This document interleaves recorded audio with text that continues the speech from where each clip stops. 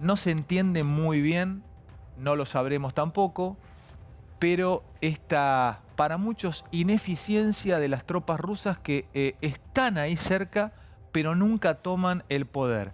Para muchos es, che, no eran tan buenos como decían, le erraron los cálculos. ¿Cuál es tu lectura? Después le pregunto a Guillermo. Son 5 días de operaciones, ¿no? En una operación compleja, en una maniobra compleja que tiene 2 frentes de ataque, desde el sur y desde el norte, con una operación muy importante de franqueo de curso de agua, ¿no? Porque la primera parte de la batalla se concentró en el dominio de la zona oeste, de la costa oeste, digamos, del río, y Kiev está prácticamente rodeada. Ahora, yo vuelvo de nuevo, acá hay un fenómeno político, la guerra es un fenómeno político. ¿Pero por qué no la toman? ¿Por qué no pueden o no quieren? No, yo creo que hay 2 cosas. Primero, meterte en una ciudad como Kiev a combatir manzana por manzana es un costo que hay que ver si se justifica políticamente, porque podés llegar a tener una victoria pírrica ahí. Y segundo, que al tercer día... ¿Qué es una victoria?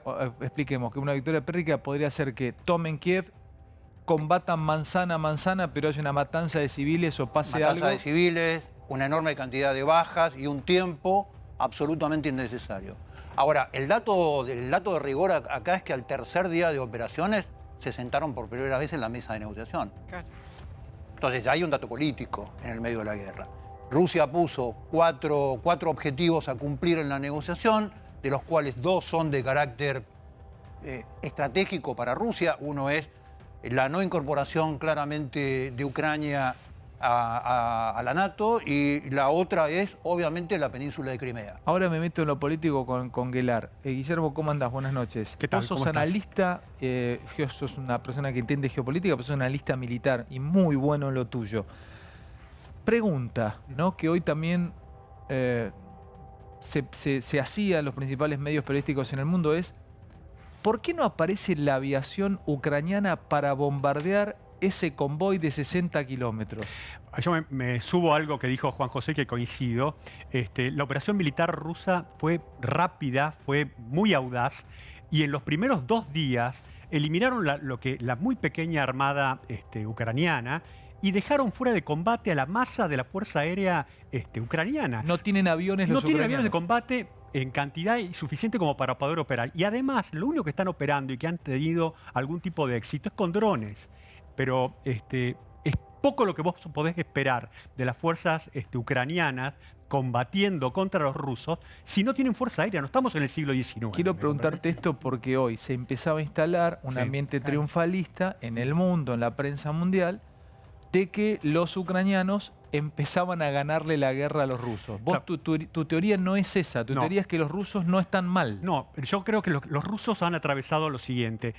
Planificaron una operación, como decía Juanjo, que fue audaz, fue muy importante. Vos pensás que la invasión se hizo sobre un territorio que es similar al de Francia y han dominado profundamente toda la franja del Mar Negro y el Mar de Azov, lo están controlando, están avanzando en esa dirección. La ciudad de Kiev fue aislada ya para el segundo día. Eso es muy fuerte. Vos pensás que los norteamericanos, cuando invaden Irak, invaden al principio de marzo y tardan 40 días aproximadamente hasta llegar a Bagdad. Estamos hablando que el segundo día los rusos están dominando muy cerca de Kiev. O sea, Entonces, la como nos circunstancia es haces muy ver diferente. esto, como nos haces ver Claro. esto, y ahora voy con vos, Diego, como nos haces ver esto, no es estéril el trabajo militar que están haciendo los No, rusos. lo que yo creo que los rusos ahora están en una transición. Esta operación tan rápida que hicieron, y trabajaron sobre base de columnas. Cuando vos trabajás sobre base de columnas que van penetrando lo más profundamente que pueden, vos estás exponiendo tus flancos. Y es ahí donde los ucranianos, con los misiles, los que les dieron los ingleses, o los Javelin que les proporcionaron los norteamericanos, pudieron atacar y causarles daño. Entonces, ¿qué es lo que están haciendo los rusos ahora? Están consolidando su frente, están tomando contactos con los otros frentes que están distribuyéndose y además están trayendo todo el material pesado, porque lo que van a empezar a hacer ahora es que van a empezar a ahorrar sangre rusa y van a empezar a pegar mucho más fuerte con su sistema de apoyo 500 de soldados informaron que murieron en el frente, o fuego. por Yo lo no creo menos en ninguna cifra. no Ale. crees en cifras. En ninguna cifra hasta que no termine. Ya voy con vos, Agosino, profesor querido, y Diego, te aprovecho. En las negociaciones que nos contaba Juan que se abrieron, uno de los pedidos de Rusia es reconozcan Crimea y bueno, después saquen todo lo militar o rasgos o rastros militares de OTAN. Pero a ver, ¿vos creés que Ucrania podría reconocerle a Crimea y decir, bueno, listo, ya está, ok, es tuya? Yo creo que esto no es una negociación. Ni esta ronda negociadora ni la próxima son una negociación. Cuando estamos hablando de una invasión y de una resistencia muy precaria, sin lugar a dudas, yo coincido totalmente con lo que plantea el coronel. Acá hay una diferencia de poder de fuego, etcétera, que más allá de la enorme valentía, de todo lo que admiramos del pueblo y del gobierno y de este ejército ucraniano que está haciendo lo mejor que puede, esta ecuación militar está perdida, como estaba perdida para Afganistán o para Irak desde el punto de vista de la invasión americana. Ahora, ganó Estados Unidos en Afganistán, como ejemplo. 10 años, ¿Te lo 3 preguntás? trillones... ¿Te lo preguntás? No, no me lo pregunto, perdió. 10 años de ocupación, 3 trillones de dólares invertidos, miles de soldados que finalmente fueron... Diego, con tu conocimiento, sos una persona además muy formada, muy culta y con experiencia. ¿Comparás la derrota americana en Irak, en Afganistán con la de Vietnam, por ejemplo? Es difícil hacer comparaciones porque son casos muy diferentes, pero miremos la votación hoy en Naciones Unidas. 141 países votaron la condena. 5 países, incluyendo Rusia, o sea, Rusia y 4 más, el apoyo a Rusia. ¿Cuáles son los otros 4 países? Eritrea 1. Eritrea, Corea del Norte, Bielorrusia y Siria. Está perdida. La batalla política, la batalla militar, acá están los expertos, yo no soy un experto y no voy a ni siquiera opinar de eso, pero la batalla política Ahora, está Diego, perdida. la última que te pregunto, y vamos con el profesor Agosino y con los chicos, por supuesto, ¿le importa a Putin o a Rusia perder la batalla política cuando están, como dice Guillermo, ganando la batalla militar? Mira, le debería importar porque finalmente el objetivo es la política, no es el hecho militar per se. Ya lo decía Clausewitz, Sí. ¿no? O sea, vos podés construir un trono de bayonetas, pero no te puedes sentar en él. Imposible. A mi juicio, después lo podemos completar, pero creo que ha perdido su aliado más importante, la abstención. ¿De China? China tiene un valor extraordinario. Yo creo que Es interesante decididamente eso, Diego. rompieron Y vos esa alianza. entendés mucho el mundo chino porque trabajaste allí y fuiste embajador allí. ¿Lees eso como el punto, el detalle político a analizar, la ruptura con China? Sí, yo creo que esto, así como pese a que Estados Unidos había perdido la batalla en Vietnam, en el momento en que Mao Zedong decide abrirle la puerta a Estados Unidos vía la gestión de Henry Kissinger, presidencia de Nixon en 1972, no solamente neutralizó la derrota, que era una derrota en la guerra entre Estados Unidos y la Unión Soviética, la batalla de Vietnam. No solamente la neutralizó, sino que la dio vuelta. Esto sí, yo lo comparo. Yo creo que la pérdida del aliado chino significa la derrota definitiva, no de Rusia. Rusia es un ente permanente, pero del periodo del señor Putin no tengo la menor duda. Profesor Agosino, ¿qué lee usted? Y seguimos hablando y conversando. Bueno, yo porque hay no mucha tengo la información. misma visión. A ver, profe. Yo creo que hay que prestarle muchísima atención a la redacción de los puntos de las conversaciones del día de mañana. Porque hay un montón de pequeñas trampas en la redacción que indica una negociación. Por ejemplo, Rusia no está pidiendo el reconocimiento de Crimea, para nada. Está diciendo, Crimea ya es mía y no la discuto. Esto libera a los ucranianos de reconocer que Crimea es rusa, porque no entran en la discusión. Después no está diciendo, quiero la independencia de las repúblicas populares. No, dice, quiero la aplicación del Tratado de Minsk. Y el Tratado de Minsk no dice que van a ser independientes, dice que van a tener un régimen especial dentro de Ucrania. Después dice, no es necesario que Ucrania reconozca que ha sido derrotada. ¿Cómo? ¿Cómo no es necesario esto? Esto es dejarle salir. Es decir, a ver, no está cometiendo el error de Alemania en la guerra franco-prusiana de que yo me quedo con Alsacia y Lorena y entonces preparo la simiente para la siguiente guerra. Le estoy dejando una retirada con honor a Ucrania. ¿Te parece diplomáticamente interesante esa postura? Absolutamente. Más porque la versión que circula es que los ucranianos quieren llegar a un acuerdo y los rusos se quieren retirar. Y los americanos están pidiéndole que no, porque los americanos quieren una derrota rusa, pero una derrota rusa no en el campo militar, que yo coincido 100% en el análisis militar, lo quieren por vía de las sanciones. Y lo que está diciendo Rusia es, ojo, yo hago todo esto, pero me levantan las sanciones.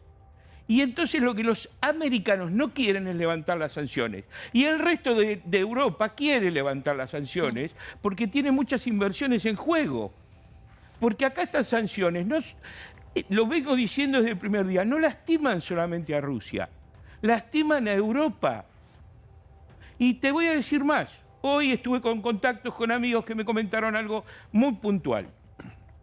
Europa está considerando reabastecerse de gas de Argelia. ¿Sí? Argelia votó en contra de Rusia, qué sé yo. Pero los rusos presionaron a Argelia y Argelia no le va a vender, le va a seguir vendiendo lo que le vende, pero no va a incrementar sus ventas de gas a Europa. ¿Y de quién depende la palanca del gas de Argelia? Políticamente, ¿quién abre y quién cierra? Argelia tiene una estrecha relación con Rusia. Yo no creo que esos votos reflejen la realidad política. Pará. Abrís otra Tengo un puerta dato para interesante. A reforzar ver, eso. está bueno, Diana, y explícalo. Tengo un dato para reforzar Sí. lo que estaba diciendo Alberto, porque en las últimas horas también el 60% de las acciones de Gazprom, que es la empresa más importante de gas en Rusia, cayeron. O sea, valen ahora un 38% de lo que valía antes. Realmente esta situación pone en aprietos en algún punto también a Europa, siendo que Europa recibe el 40% de todo su gas de Rusia. Claro. ¿Vale? Están pasando cosas, me dicen los chicos, hay un último momento en este momento está pasando. Perdón que los vaya interrumpiendo, vamos y venimos, porque se está desarrollando en vivo e en directo la guerra y la estamos mostrando. Y hay que escuchar también. Hace instantes bombardeos en Jersón, escuchen. Son nuevos ataques que se registran en Jersón. Es una ciudad portuaria clave en el sur de Ucrania, con salida al Mar Negro. Ya hace unas horas, el propio alcalde de Jersón comunicaba... Déjame un segundito el sonido de los bombardeos, Diani, y ya vuelvo con vos. Levanta, Sí, por a ver. supuesto.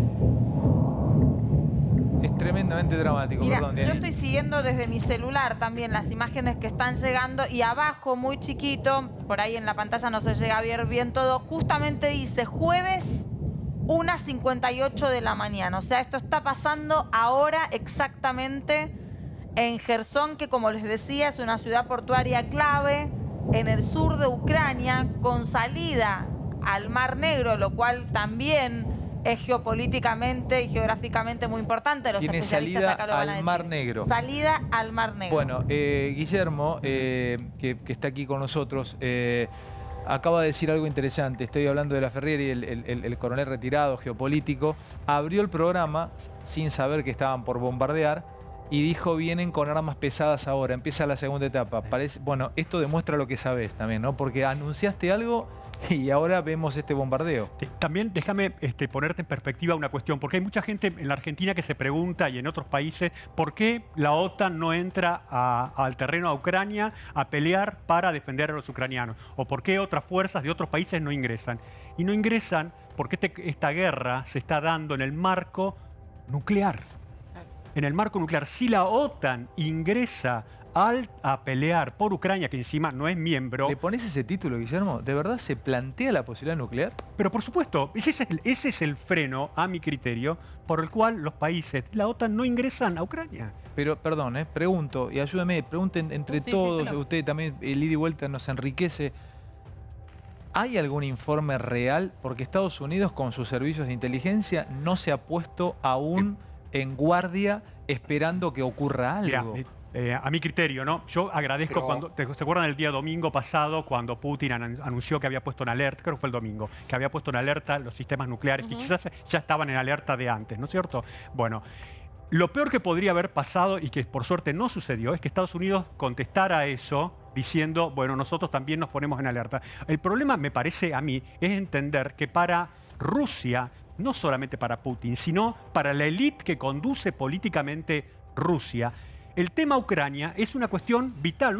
Para nosotros nos puede parecer algo, yo no soy pro-Putin, pero me refiero que para ellos esto es una cuestión que hace a la supervivencia del Estado Ahora, ruso. Guillermo, perdón, ¿puedo decir que esa carta de poner en alarma al sistema nuclear ruso no es simplemente una carta de amenaza o una carta de por las dudas, sino que es algo que él puede Es un llegar a mensaje, utilizar? no, es un mensaje. mensaje. Yo no estoy diciendo que lo vaya a aplicar. Es un mensaje que te está diciendo a Washington y a quien quiera escucharlo que este tema es importante para nosotros.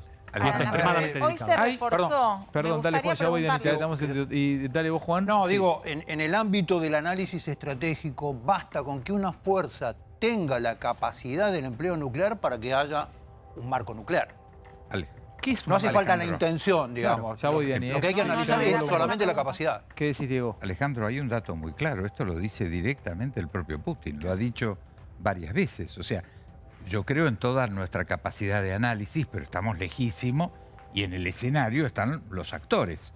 Hay un dato muy claro. El propio Putin lo ha dicho expresamente varias veces. Ha dicho, yo sé que soy más débil que Estados Unidos, la OTAN, juntos, pero tengo suficiente capacidad de fuego para que acá Sí, no haya ganador. Da la Esto- sensación como esto que es lo un ha dicho tentempié, ¿no? O Putin. sea, parece que lo de Rusia es un tentempié lo que está haciendo ahora en Ucrania para después poder demostrar todo lo demás. O sea, da como... Le sumo, es perdón, más, algo ¿no? que dijo Diego, ¿no es cierto? Lavrov, que es el canciller, un tipo muy importante en Eso iba a Rusia, decir. hoy mismo Hoy mismo. mencionó Hoy lo dijo. que lo que podría ser el escenario de una tercera guerra mundial con la destrucción. Yo lo que estoy diciendo, concuerdo con Juan José, es que en el escenario cuando vos te estás peleando con una potencia que es nuclear y del otro lado tienen capacidades nucleares, vos no podés pensar como cuando fue la Segunda Guerra Mundial en que los tres grandes dijeron rendición incondicional para Alemania, para Italia y para Japón. Eso es imposible en un ambiente nuclear. Ya En no un- está más eso. no, en un ambiente, está más en un eso. ambiente nuclear no. En un ambiente nuclear vos tenés que encontrar, si no querés que pase un desastre, una salida, como estaban diciendo, una salida para el otro y otra para vos, en que salves la cara, porque si vos pretendés que otro tipo que tiene armamento nuclear sea derrotado incondicionalmente y tenga que ceder todo, eso es una utopía. Claramente El es que una tiene utopía. armas nucleares no se rinde. Pero escúchame, cuando fue Trump a Singapur a reunirse con Kim Jong-un, ¿no es cierto? Sí. Sí. Se fue a reunir allá. Las Fuerzas Armadas de Corea del Norte, las Fuerzas Armadas convencionales son una colección de chatarra, salvo algunas pocas cosas. Una colección de chatarra. Lo único que mantiene en el poder a Kim es las armas nucleares que tienen. Podrá tener capacidad para 3, 4 lanzamientos. Pero imagínate un lanzamiento en algún lugar de que se te ocurra. Es inconcebible. Entonces, ¿a qué fue Trump a Singapur? A sentarse con Una este pregunta, tipo, Diego, a buscar la Guillermo, vuelta. pero llegan las armas nucleares porque, Sí. pero hay, a ver, hay balística intercontinental. No soy y- un experto en eso, pero lo que te puedo decir Sí es hay, esto. sí hay. Se han Sí, hecho claro. cálculos, hay cálculos de inteligencia que dicen que determinados tipos de cohetes... Hay una página en internet que analiza, es muy seria, de una universidad de Estados Unidos, analiza todos los sistemas, los distintos misiles que ha desarrollado Corea a lo largo de la historia, ¿no? Hay algunos que están en producción, otros que han cerrado, etcétera. Hay algunos de ellos que están en capacidad de alcanzar la costa oeste de Estados Unidos. Alguno de ellos. Wow. Uno que Alejandro. alcance. ¿te imaginas? Igual no necesita eso. Con Claro. que destruya Corea del Sur y Japón, O Japón se le acabó. alcanza. Tal cual. Le alcanza. Es decir, son daños Pero ¿qué tiene que ver, inaceptables. perdón, ¿qué tiene que ver Japón y Corea del Sur si Son lo único que han aliados, hecho- son Claro. aliados de Estados Unidos. Alejandro, Estamos Estados en la locura, Unidos estamos y hablando. Corea del Sur tiene no sé cuántos, 40.000 hombres Pero del en ejército. términos permanente. conceptuales, lo que se 30.000 analiza es la Diego, capacidad de 30.000 daño. permanentes. Diego, y me pide la palabra Nacho Ortelli. Sí, Diego. Alejandro, algunos hablan hoy de que estamos en la puerta de la Tercera Guerra Mundial. Esto no es cierto. La Tercera Guerra Mundial ocurrió entre 1946 y 1991. Fue la Guerra Fría entre Estados Unidos y la Unión Soviética. Lo que pasa es que en ese escenario pactaron no utilizar, por eso duró 50 años, y había un pacto de no utilizar el armamento nuclear. ¿Y hoy que no estaba- hay pacto? No, esta es la novedad. Esta Yo creo que cuarta hay un guerra... pacto. Te voy a decir, creo que Esta hay un cuarta pacto. guerra Ya voy, mundial, profe. Perdón, esta ¿no hay cuarta pacto hoy? guerra mundial marca que en este momento no hay pacto. Lo que está diciendo exactamente hoy Putin y Lavrov es lo que no decía Khrushchev. O sea, en ese Khrushchev- momento no había Khrushchev tenía amenaza. un pacto Sí, sí, con entonces, Kennedy o ¿cómo con- fue? ¿Cómo fue la Tercera Guerra Mundial? Tuvo epicentro en América Latina, Cuba, Sí. en África, Angola, Argelia, Sudeste en el asiático. sudeste asiático, en Medio Oriente. periferia. Obviamente, sudeste a asiático, través estamos hablando de Vietnam. interpósitos países, pero Entonces, no... había, sí. había un escenario donde ellos pactaron pelear en la periferia. ¿Por qué pactaron pelear en la periferia? Porque estaba la OTAN, que era Europa Occidental encabezada por Estados Unidos, y del otro lado el Pacto de Varsovia, la URSS y Europa, los países satélites. Ahí estaban las ojivas nucleares de mediano alcance que sí llegaban a Moscú o llegaban a las capitales europeas. Ahí se neutralizó. Dijimos, no, en esto acá no hay ganador. Entonces pactaron formalmente que no iban a utilizarlo. Por eso no se amenazaba. Pero hoy no hay pacto, Diego. Hoy no hay pacto. Esta Nacho, cuarta sí, guerra Nacho. inicia este ciclo. Es muy interesante lo que plantea Bocino. Ayer lo escuchábamos con mucha atención respecto a, y lo que trae hoy, respecto a la salida que busca Rusia a este conflicto y también lo que eventualmente quiere el presidente Zelensky. Ahora, si el presidente Zelensky termina siendo capturado por las fuerzas rusas o asesinado, ¿cambia todo esto que estamos discutiendo? ¿Estados Unidos tomaría otra postura? ¿Por qué? Porque usted ayer decía, no quieren las fuerzas rusas entrar a Kiev. No quieren, perfecto. No quieren entrar porque eventualmente van a capturar a Zelensky y ahí se les complicaría esta salida que usted marca. Yo no creo que haya, creo que parte de la guerra de desinformación que hay es plantear de que lo quieren matar a Zelensky o que lo quieren capturar. No me parece que ese sea un objetivo ruso. Pero si está peleando, lo pueden... No me parece que sea un objetivo ruso porque no le daría ningún rédito. ¿Qué obtendría? Al contrario, se quedaría sin un interlocutor válido con el cual negociar. Claro. Y en este momento no les conviene para nada. Y creo que hay una especie de pacto no declarado, sino de señales que se están mandando. Recuerden cuando Biden, mucho antes de todo esto, dijo: los soldados americanos no van a combatir contra un soldado ruso. No vamos a ver a un soldado americano disparándole a un soldado ruso. No esperen ver eso porque eso no lo van a ver. Estaba diciendo indirectamente, no voy a escalar hasta ese punto. Hoy estamos en un escenario de guerra limitada. Limitada geográficamente y limitada por medios. Mientras esto se mantenga así, no hay peligro de escalada nuclear, porque la estrategia americana no es golpear con medios militares, sino ahogar, asfixiar económicamente a Rusia. Por eso Rusia, que ve que lo están cercando y lo están ahogando, está buscando definir y salirse del conflicto. Pero cuando defina Pero- y si sale del conflicto y se termina y hay un acuerdo de paz, retira las tropas, etcétera, etcétera, ¿se terminan automáticamente las sanciones del mundo? ¿Le vuelven otra vez a la conexión del sistema SWIFT y todo eso? Les ¿O no? conviene. ¿O sigue? Le conviene a Europa. Le Pero conviene a pregunto, Europa que se levante. Por ejemplo, automáticamente cuando Rusia se retire de ahí, vuelve otra vez perdón la nimiedad, vuelve otra vez Rusia al Mundial, vuelve a correr el piloto de Fórmula 1. Ese tipo de pequeñas cosas, Está olvídate bien. que esas van a ser instantáneas. Perfecto, y vamos a las más grandes. Todas las multas y toda la desconexión, por ejemplo, las persecuciones a los oligarcas rusos, etcétera, etcétera. ¿Eso se termina automáticamente? ¿Es vos te vas de ahí y vuelve a la normalidad el mundo con vos, Rusia? ¿Es así? Yo creo que las grandes cosas que impliquen intereses económicos de Europa, eso se va a normalizar. A lo mejor la sanción a un millonario que es simbólica, que lo podés mostrar y sirve para la propaganda y que no daña a nadie, entonces, nada más que al involucrado, que al sancionado, ese tipo de cosas se van a mantener. Seguimos en una noche impactante, creo que hay, ya, lo estás tirando, un urgente. Está llegando otro urgente y me meto con otro tema en un minuto, pero lo urgente es urgente, Nacho. Sí, exactamente, Ale. Tiene que ver con los aliados estratégicos que tiene Rusia. Hay nuevas sanciones de la Unión Europea para Belarus. Le está impidiendo vender y exportar maquinarias, exportar armamento. Le está impidiendo a los miembros que conforman la Unión Europea comerciar con este país, con Belarus. Belarus, hay que recordar, es un aliado estratégico de Rusia. El presidente Lukashenko es un aliado estratégico de Vladimir Putin. Vladimir Putin lo considera casi uno propio. No ha dado todavía no ha tenido un involucramiento militar Belarus en lo que es esta guerra en Ucrania, pero sí un involucramiento estratégico. Belarus ha participado de las negociaciones, o es el país donde se llevan a cabo las negociaciones, pero hay sanciones económicas. Se refuerza esta idea de todo el resto de Europa de aislar a Putin, de aislar a los países que son aliados de Rusia en esta invasión. Bueno, vamos a meternos con todo esto en algo que preparamos y pensamos y buscamos para poder charlarlo con este lujo que nos damos en esta noche en Intratables, con la Ferrieri, que está con nosotros, con el profesor Agosino, con Diego Aguilar y con Gómez Centurión. Nos pareció interesante ponernos a pensar un poquitito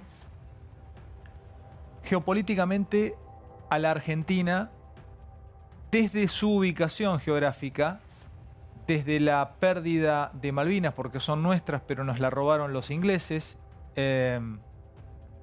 y también desde la aparición de esta antena, que la tenemos en pantalla atrás y se puede mostrar, que es esto que están viendo, la base china en Neuquén. ¿Qué vamos a charlar? ¿Qué vamos a intentar clarificar? Yo no sé, o por lo menos dar miradas al respecto. Es, ¿qué hace? Frename ahí esta imagen, si se puede. Congelame esa imagen. Esta enorme antena que está en la Patagonia mirando el cielo, que pertenece al ejército chino, porque no pertenece a una agencia aeroespacial, pertenece al ejército chino. ¿Qué hace allí? ¿Para qué la tienen? ¿Para ver la luna?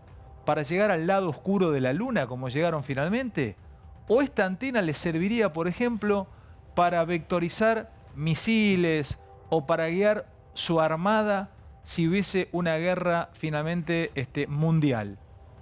Entonces nos vamos a tomar desde dos lugares para poder charlarlo. Primero, y después me vas a preparar a Aldo Rico, que tiene que ver con Malvinas. Primero dame el artículo del Financial Times, que pasó de largo porque Argentina estaba saliendo de pandemia, porque estábamos en épocas preelectorales. Dame el artículo de Financial Times, que querría leerlo y que tiene que ver con esta base china, si se puede. Bueno, ¿qué dice el artículo de Financial Times en líneas generales en su momento? ¿Este es el de Financial Times o este es el de New York Times? Bueno, este es el del Financial. Da a entender en este artículo, el Financial Times, que las hipótesis de ataque nuclear que tiene Estados Unidos son todas para el hemisferio norte. Que cualquier ataque con misiles balísticos intercontinentales vendría por el hemisferio norte. Que no tienen una hipótesis de ataque desde el hemisferio sur. ¿Por qué? Porque el Pacto de Varsovia y todo lo que ellos han vivido con Guerra Fría lo tienen graficado con que si hay ataque vendría desde el hemisferio norte. Un misil o un ataque nuclear a Estados Unidos. Y dice el Financial Times, y paso de largo acá, atención con la base que los argentinos le permitieron hacer a China en Neuquén, en la Patagonia. Porque esa base podría vectorizar el día de mañana un ataque desde el sur. O sea, podrían venir misiles desde el sur, atravesando el territorio americano, entrando a Estados Unidos desde el sur. Y esta antena, los chinos van a decir, no, es una antena para observaciones espaciales. Lo dice el Financial Times, vayan y busquen el artículo. Es una hipótesis que el Pentágono y que los Estados Unidos ven con cierta preocupación. Ustedes dirán, che, pará, ciencia ficción, ¿cómo van a usar? Y bueno, y si está Rusia bombardeando Kiev y lo estamos viendo en vivo. O sea, ciencia ficción en geopolítica, acá hay gente que sabe mucho más que yo, no hay. No hay muchas cosas que se piensan realmente en forma fantasiosa y se terminan dando. Les voy a agregar un pedacito de una nota que le hice a Aldo Rico y lo charlamos entre todos. Ya Aldo Rico agrega 4 puntos y habla de 4 lugares estratégicos o geopolíticamente hablando muy importantes. Uno es Malvinas. Esta nota la dio en el año, creo, 2012. Era otro look el mío, pelo más largo. Era el inicio de Animales Sueltos. Pero préstenle atención a lo que Aldo Rico, es una nota que en YouTube tiene creo que 1.200.000 reproducciones. Aldo Rico decía hace 10 años sobre la estrategia geopolítica de Malvinas y para qué le sirve a la OTAN. Escuchen esto y lo charlamos entre todos. Rico sostiene, o corríjame, que hay 4 puntos estratégicos. Hay uno cerca de India, que es Diego García.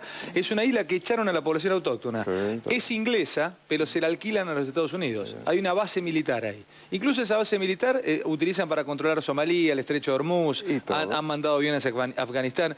Usted sostiene que si tienen isla de Diego García, Trindade, Pascua, la isla de Pascua y Malvinas tienen 4 puntos estratégicos para controlar una parte del mundo. Y sí, controlan el Pacífico Sur y el Atlántico Sur.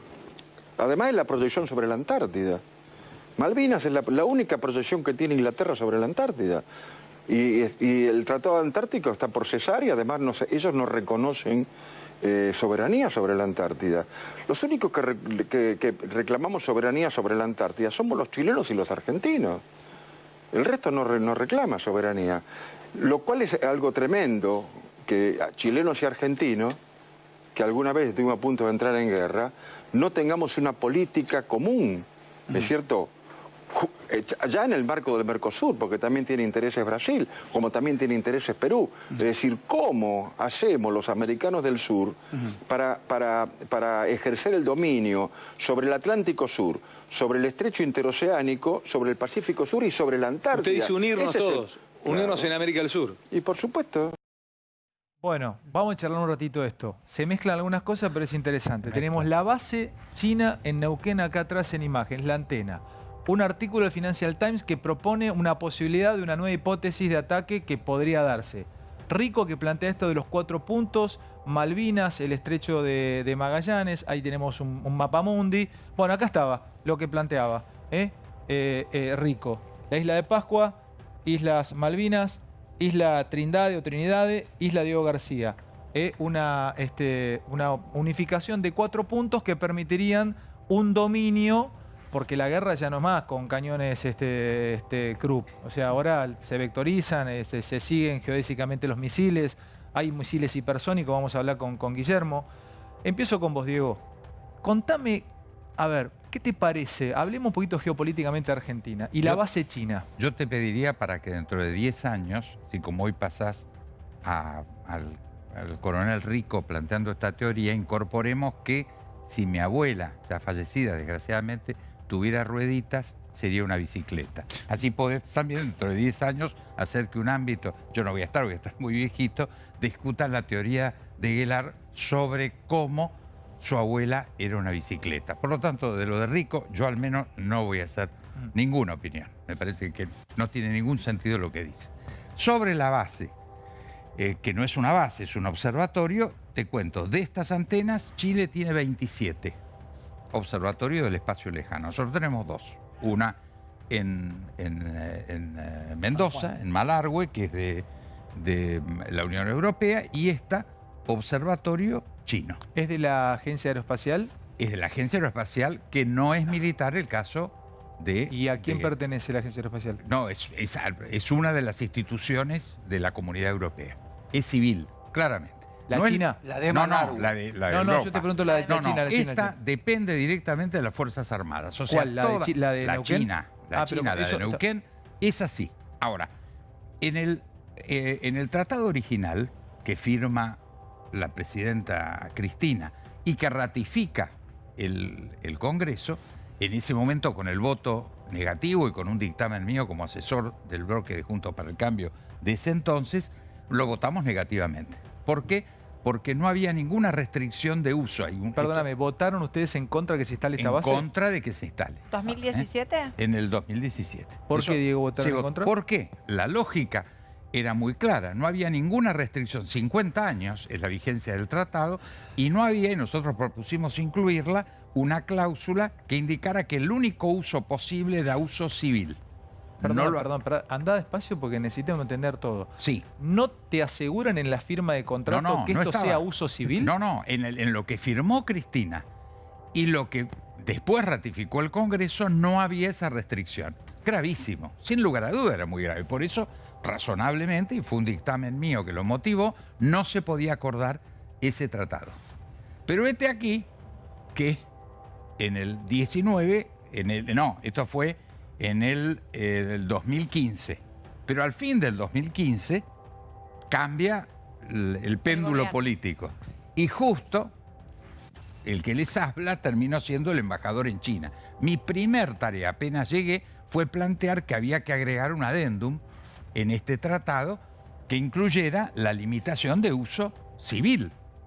La verdad, yo pensé que iban a decir muy interesante, embajador, espere 50 años, cuando se termine la vigencia del tratado, lo hablamos, tomo nota de su pedido. No, en 2 meses, con total aquiescencia, aprobación del gobierno chino, lo incorporaron. Dijeron, nos parece bueno, porque nosotros nunca pensamos que ese observatorio es un observatorio militar. Por lo tanto, en expresión de buena fe, se agregó ese adendum. Es decir, hoy ese observatorio tiene exclusivamente uso civil. Si no lo cumplieran, si no lo cumplieran, yo te aclaro que hoy el espacio, por suerte para la humanidad, el espacio lejano está observado por muchas naciones, hay una cantidad de observaciones, no podrían hacer nada los chinos.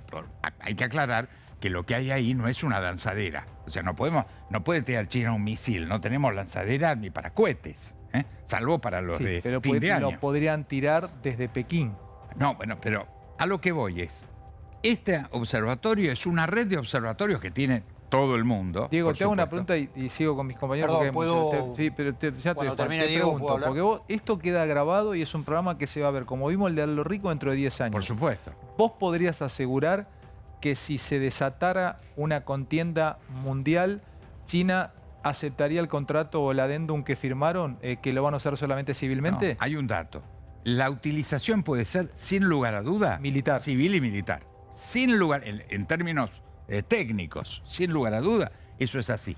Ahora, desde el punto de vista de Argentina, ante cualquier señal que la tendríamos de los otros países, nos lo daría Canadá, Estados Unidos, Japón, Alemania, de que hay cualquier tipo de uso que no sea estrictamente civil, nosotros podemos denunciar para que ahora este seguimos tratado. en un último momento y vuelvo con Juan, me pidió la palabra y también vamos a analizar, porque entonces los americanos dan un grito en el cielo que sería exagerado. Dale, Nacho. Sí, exactamente, Ale. Habló el presidente ucraniano, el presidente Zelensky. Hace minutos subió un video a su cuenta de Facebook. ¿Qué dijo? Bueno, primero habló del tema de las bajas rusas. Dijo que han muerto 9.000 rusos en una semana. Dijo, aquí no tendrán paz, no tendrán comida, aquí no tendrán ni un solo momento de tranquilidad.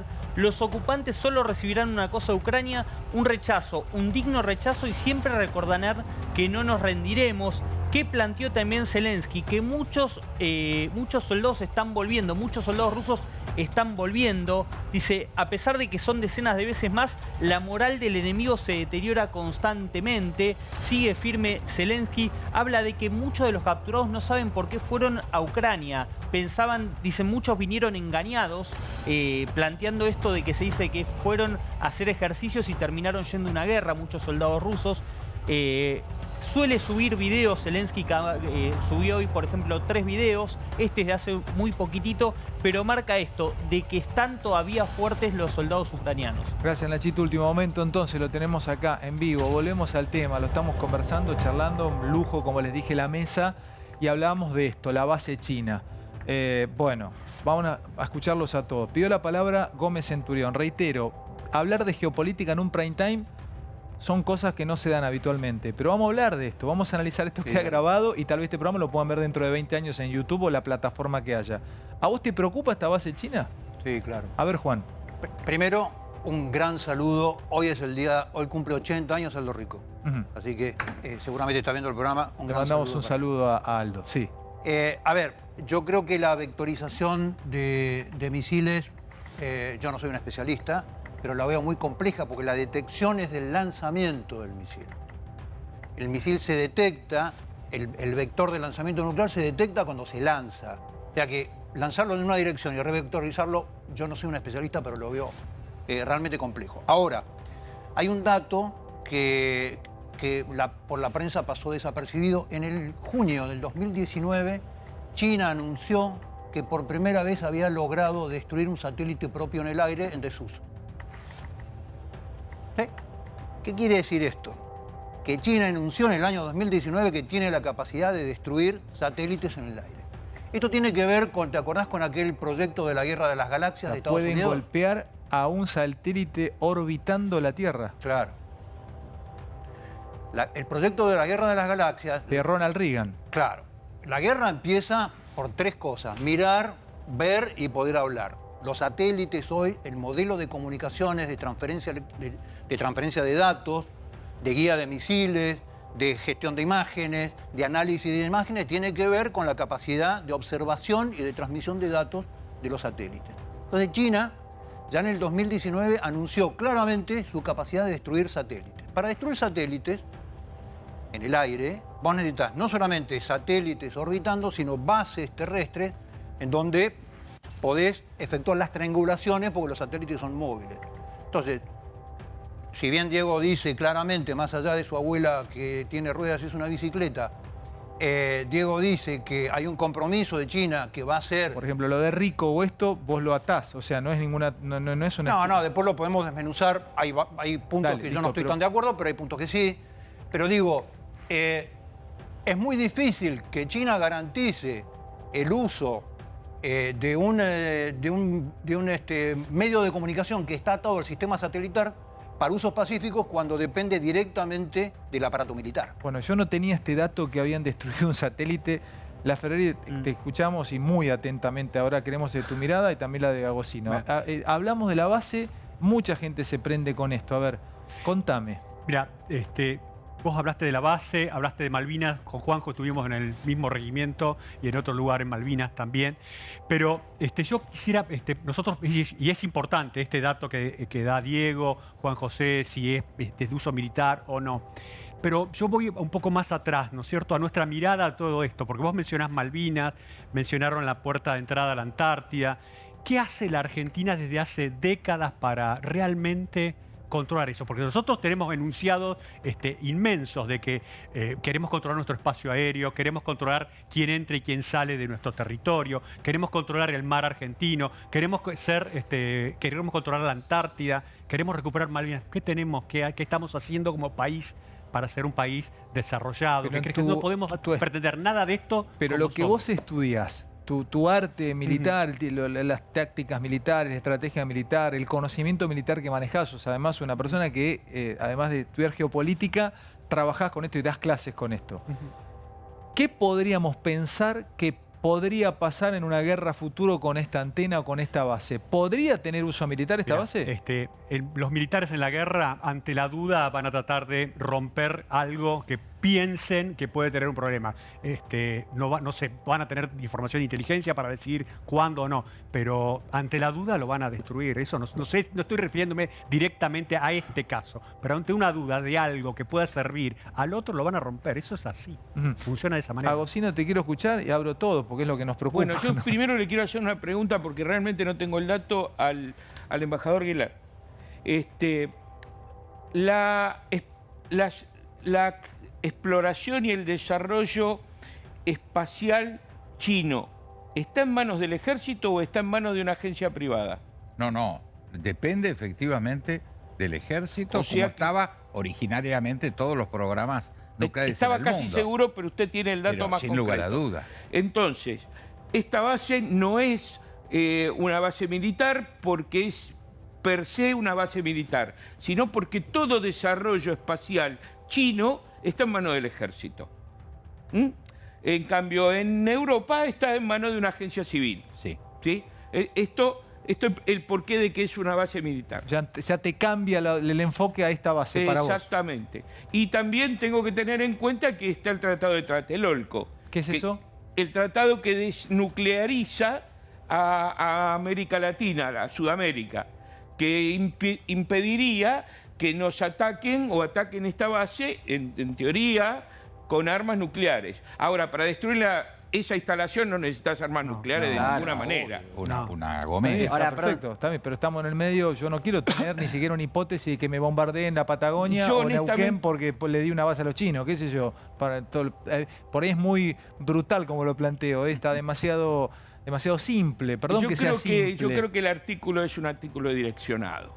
Claro. Es decir, es un artículo direccionado a decir, el artículo del Financial Times. Claro.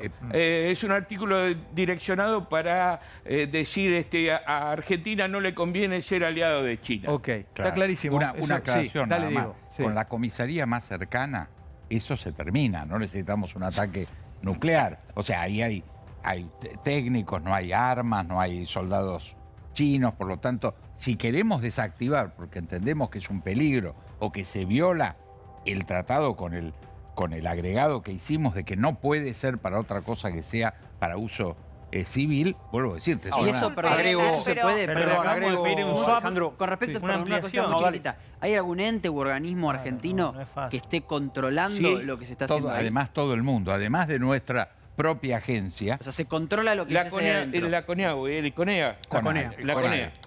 La Comisión Nacional de Energía Atómica. Claro, actividad espacial. Supervisa y visita las instalaciones y hasta espaciales. Tiene derecho a usarlo en un 10%. Sí, 2 horas 40 al día. Que no especifica en qué proyecto, en qué uso. Hay soberanía china adentro. Miren, yo tengo una experiencia. 2 veces pedí la visita a esa base militar china. Escuchá, es una base Juan. militar. En el año 2019... ¿Vos le decís base militar? Es una entidad militar, depende del ejército chino. Hablemos con claridad, digamos. ¿De qué estamos hablando? No solamente, te agrego un dato. Hay en ese lugar todos los que trabajan bajo la legislación china también. Por eso trae la suspicacia constantemente de pensar... Es como una embajada sectaria de soberanía china. Es como 2 veces pedí la visita. Perdón, profe, un segundo. Juan. Perdí la visita como candidato a presidente en el 2019. El organismo de control argentino me contestó 2 cosas. Primero, que no tenía ningún funcionario para que me acompañe a la base porque tenía que entrar a un área de soberanía china. Y segundo, que no me hiciera problema porque adentro no había personal chino porque la base se manejaba en forma remota desde China. Esta fue la respuesta de un funcionario. Al otro gobierno, el año pasado, pedí la visita a la base china. Me contestaron, mire, pedí la visita a la base china una vez que se levantaron las restricciones sanitarias en la provincia de Neuquén, obviamente. Sabiendo que se habían levantado las restricciones, pedí la visita a la base china. El organismo de control me contestó, mire, no puede entrar porque hay soberanía china y rigen los protocolos de sanidad china. No es tan fácil el tema, no es liviano. Digamos, Diego es buen diplomático y dice, no, esto no. Lo que tiene es el tratamiento de una embajada, que no deja de ser un territorio de una embajada, no deja de estar. Es un cuartel chino, Diego. Es un cuartel chino en el medio de Neuquén, no jodamos. No es así. No es así. Sí, ¿qué estamos diciendo? Más, están autorizados las escuelas de Neuquén a ir a visitarlo. Yo creo que lo estás exagerando. Si querés te digo a todo que sí. Y que ahora en cualquier momento. Sí, a cualquier embajada se puede, visitar. Fue, desde mi punto de vista, una cesión de soberanía absurda. 200 hectáreas esa base que además tiene la máxima posibilidad una de pregunta, seguir yo ya voy con lo que está haciendo. Tengo una pregunta, Diego. Pero Diego de Malargüe. Diego, te hago una realidad. Quiero entender algo. Agosino fue agregado en la embajada en Moscú, 92, 93, 94, creo, sí, 92, 93, 94. Quiero entender algo.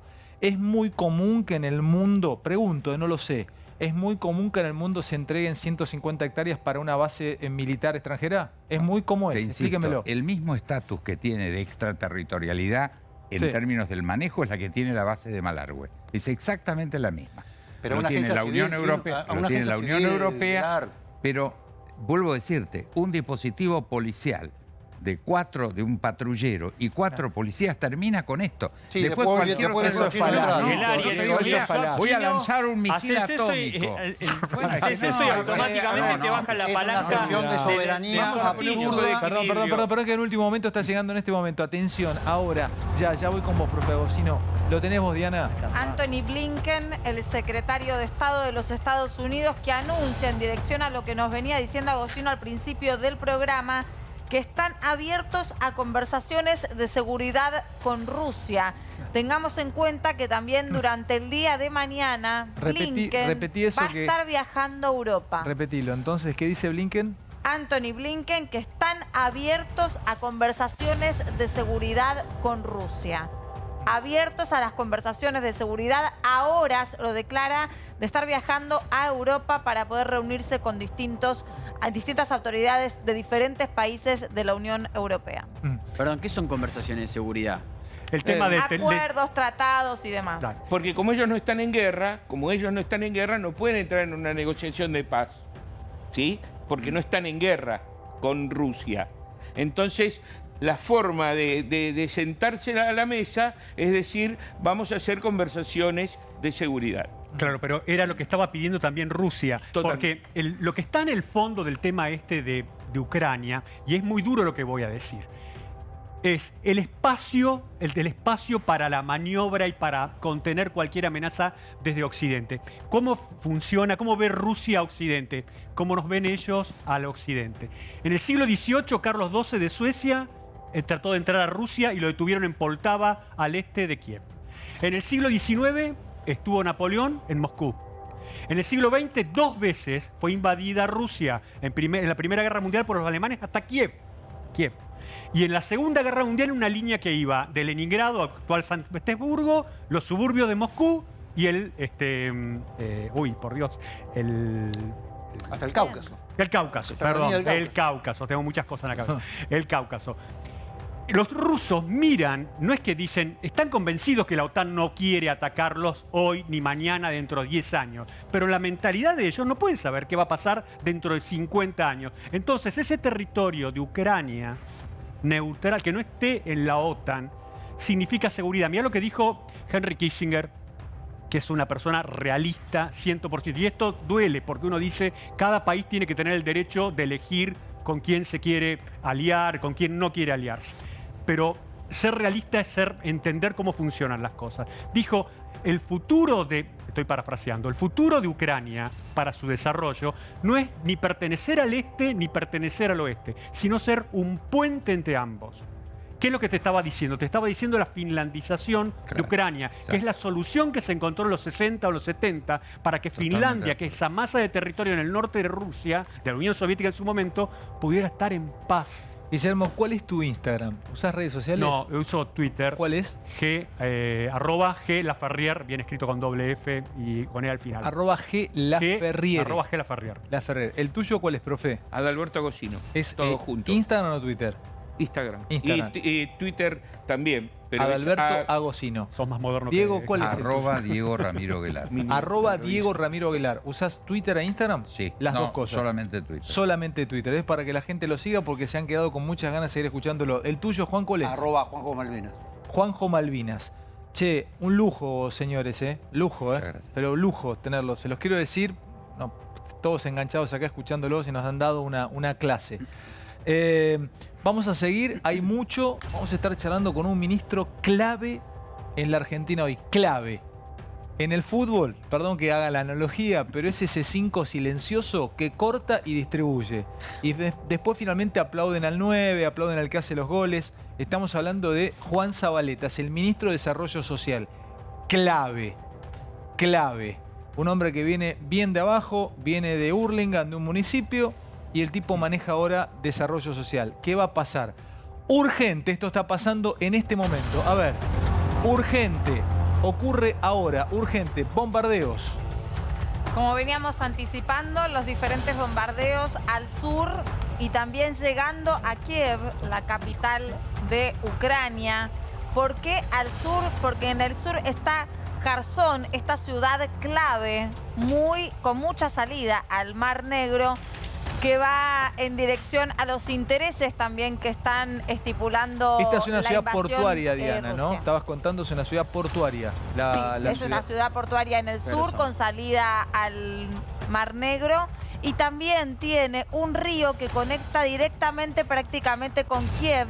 Por lo tanto, es un lugar sumamente estratégico esta ciudad del sur.